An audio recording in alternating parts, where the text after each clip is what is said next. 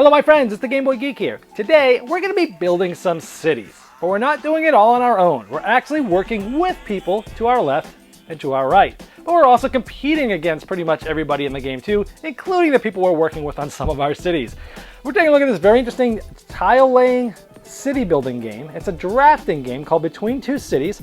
It's designed for 3 to 7 players, but it has a variant for 1 and 2 players as well. I'll talk more about that in the overview. So let's see how this competitive / cooperative game sort of works, and then I'll see you on the other side for my final thoughts.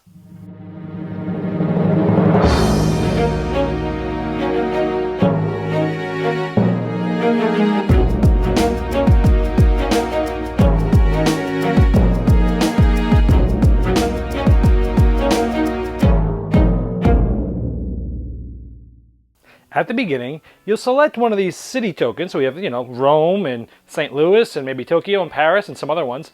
And you'll take one of these and put it in between each player.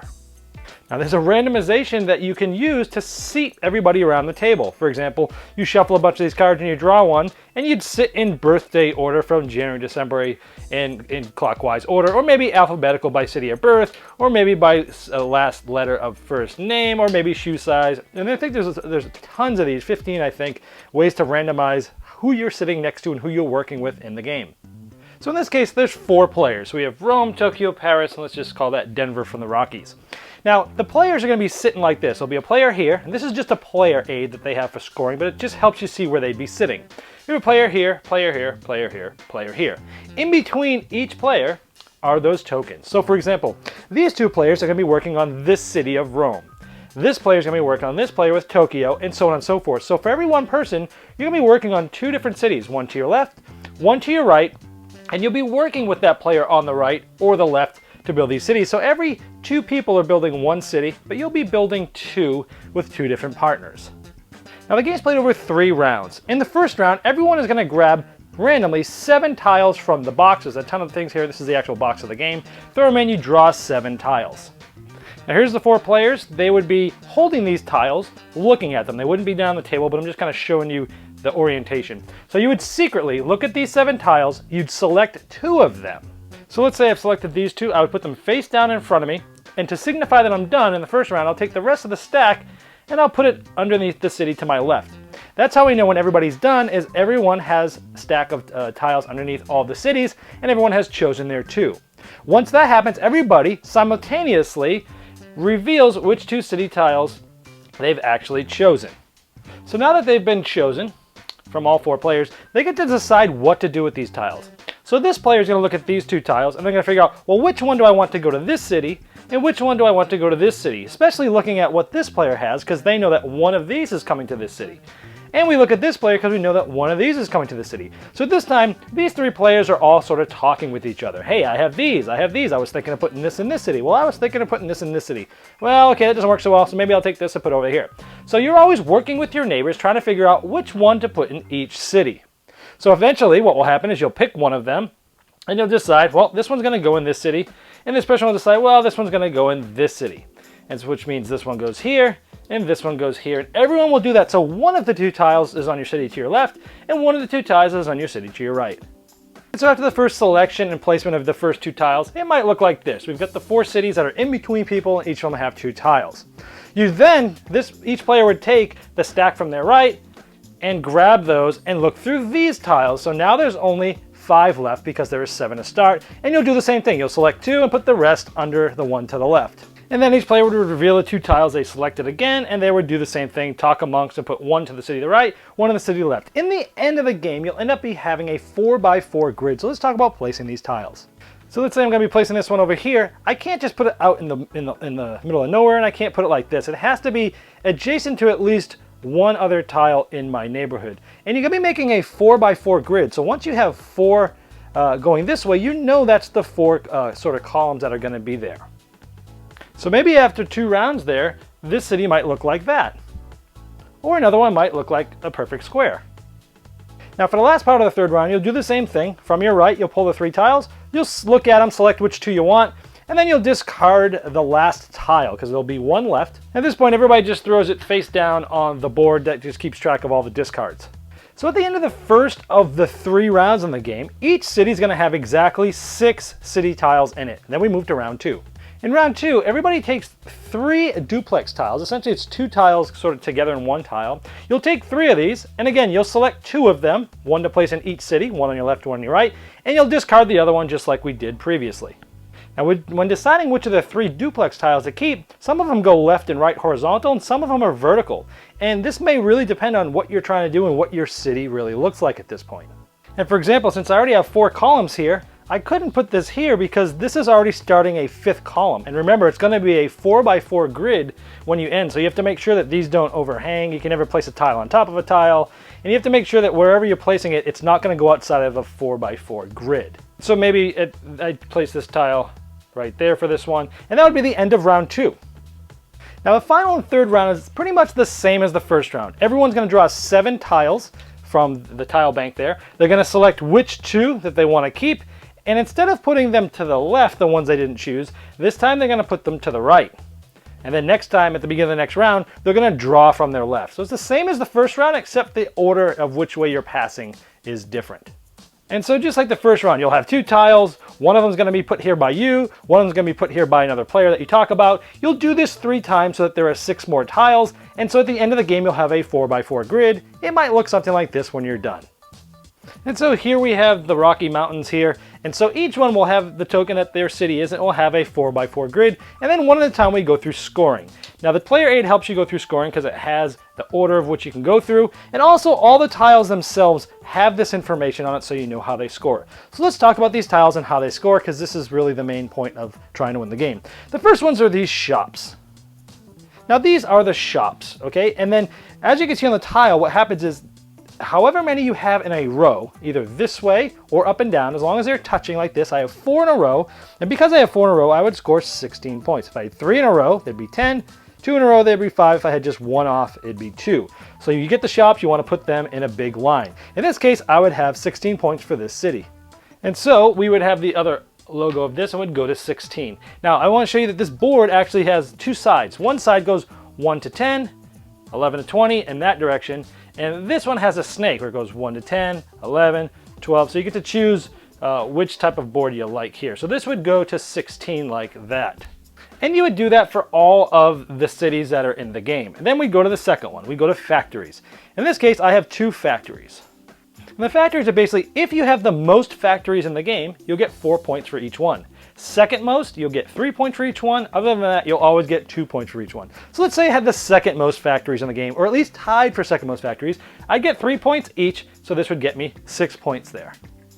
Then we would go to taverns once everybody had scored for factories, and it looks like I have 3 of them there. Now there's 4 unique types of taverns. So we have music, we have lodging, we have drinking, and there's 4 different ones, and depending on how many of those 4 different ones you have, that's what you'll score. In this case, I have 3 different ones, so I would score 9 points total. Otherwise, if I had all 4, it'd be 17. 2 is 4, 1 is 1. So in this case, I got 9 points. After everyone scored that, we'd go to the blue offices. I have 2 of them there. Now with the offices, you'll get as many points as however many you have. In this case, I have 2 offices, so I'd normally just get 3 points. But you get a bonus. If the office is next to a tavern, adjacent, it's going to get a bonus point. And it doesn't matter if it's next to 2 of them, as long as it's next to 1, the max bonus point you can get is 1. So I have 2 office tiles, so normally I would just get 3 points for these 2 tiles, but they're both next to a tavern, so that's 1 more bonus point for each one, so that's a total of 5 for offices. We would then score the parks after everyone scored offices. And the parks, as long as they're adjacent to each other, depending on however many there are, in this case we have 2 adjacent, so it's 8 points total. If there were 3, it'd be 12, 4, 13, 5, 14. So it really maximizes the points per tile if you put 2 next to each other there. Total of 8 points.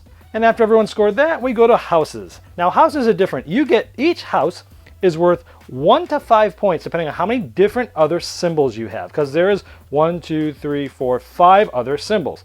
I have at least 1 shop. I have at least 1 factory. I have at least 1 tavern. I have at least 1 office, and I have at least 1 park. So each of those are going to be worth 5 points. I have 2 of them. Actually, I have 3 of them, so that's 15 points for houses. So at the end of the game, it might look like this. Each city is scored. What you do is you take the 2 cities that you were between, and you take the lower of the 2. In this case, we were playing this and Rome. So our score is 55. We definitely did not win. And then everyone else looks, and whoever has the best lowest score between the two cities is the winner. So here it probably would have been whoever was in between Paris and the Rockies, which because they were next to each other, that's pretty obvious here. Now there's also a 2-player variant. How this works is each player has 2 cities. And instead of there being 3 rounds per game, there's 6 rounds per game.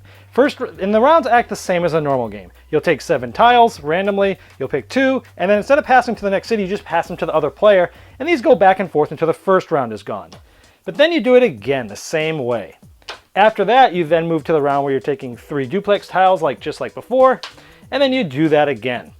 And then finally, you'll do it again where you have 7 tiles, you'll pick 2, pass the others to the opponent, and they keep going back and forth between your opponent, and then you do that again. So essentially there's twice as many rounds, and every time you're just passing it to your opponent. And then at the end you score both your cities, and instead of the least amount, it's the addition of both your cities, and whoever has the most points wins. There's also a designed solo variant as well, where you'll play against 2 other sort of computer players, where it's at least it will feel like a normal game, it will feel like a 3-player game. There's all sorts of different rules in the way things score. I'm not going to go into the detail, but just know that there is a fully designed solo game here. That's how you play between 2 cities. All right, well there is between 2 cities. I was interested in this because I like fast filler games that have some meat to it. I like cooperative games. This one is like cooperative yet competitive, so it was quite unique thing there. And that's what originally interested me in this game. Now I will say it says 25 minutes on the box. It's a lot faster than that. I mean, you're probably going to be done in 15 minutes once everybody knows what they're doing. It's a really quick game. It's a lot of fun. I really like this game. Now, I will say that I'm a little biased because I typically like city building games, I like tile laying games, and I like working with other people. So this is right up my alley. So who would like this game, and what did I like about it? I love that it was very quick. I mean, think of like 7 Wonders, where like you can play a 7-player 7 Wonders game really fast in like 30, maybe 40 minutes max. Think of this as playing that like in less than half the time. Of course, there's not as much going on and not as much depth, but it's a way to play with a lot of players, something very fast, but something that still has a good amount of meat on it. So I like that it plays really fast. I like that it's not overly complex. There's a certain types of, it's like 5 or 6 types of tiles, and once you learn how they score, it's just a matter of like trying to figure out what you're going for. You're watching what other people are going for, and I like that thing about working with the other people. It's really interesting because you've got these tiles and you're selecting which 2, and you're looking at your 2 cities. You're like, oh, okay, I think I'm going to place the shop on this one, and I think I'm going to place the park on this one. So I select these 2, and then everyone reveals, and you're like, oh. Okay, well we already have kind of like 2 parks over here, and I'm not sure if I want to add a 3rd one because they put a park as well. So we both planned on putting a park here, but what are we going to do? You know what? Maybe I'll take this park over here. Can we use a shop? And it's like this cool thing where you're like, you think you have a plan, and that plan sometimes goes together well with what the other player is doing, and sometimes you might both play the same tile that you didn't realize you were going to play, and you got to figure out, well, can we really deal with this extra tile?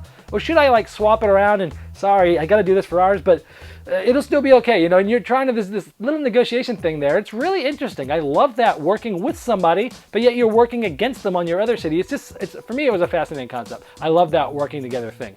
Some people might not like that part where like they might feel like they don't have a bunch of control because you've got the city and you know what you want to do with it.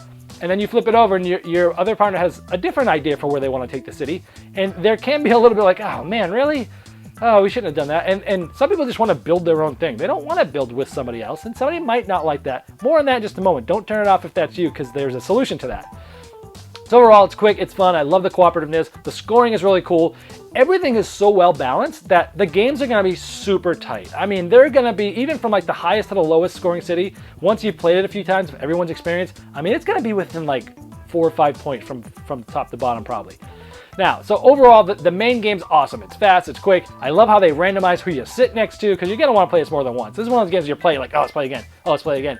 And you can play it. It's very quick. You do it like at the beginning of the night or the end of the night, but there's still enough there. Now, the 2-player variant is very different feeling. Yes, it's the same rounds, and yes, it's double the amount of rounds, but you're doing the same things.